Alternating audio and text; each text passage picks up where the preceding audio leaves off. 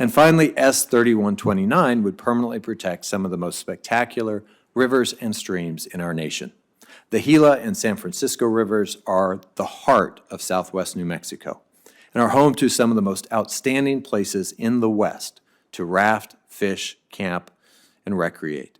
This legislation is the result of years of advocacy by community members who want to see their local rivers protected, and I am happy to sponsor this legislation with Senator Lujan in response to the overwhelming community support.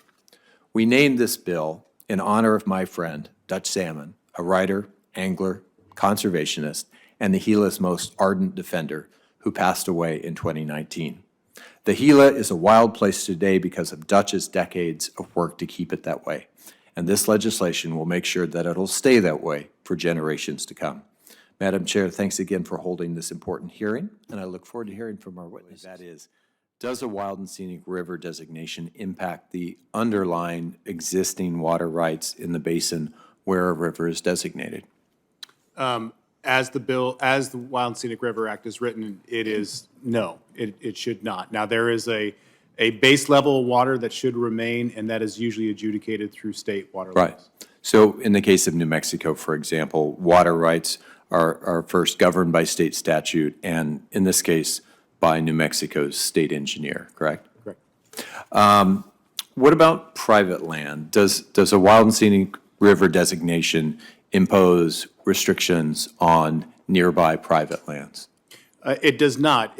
There are cases where we've seen where you see increased use and those sorts of impacts, but doesn't have a direct impact. But not governance of the land itself and how that land is used by the individual landowner? It does not.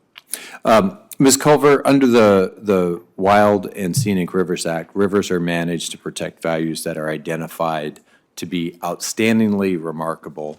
Can you just give me some examples of the types of resources that have in the past been identified as outstandingly remarkable values in some of our wild and scenic rivers?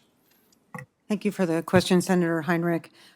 Sure, as you mentioned, the outstandingly remarkable values can include a wide range of values from scenic to geologic to wildlife, cultural values. And in connection with the Gila, for example, there's a number of bird species such as the southwestern willow flycatcher.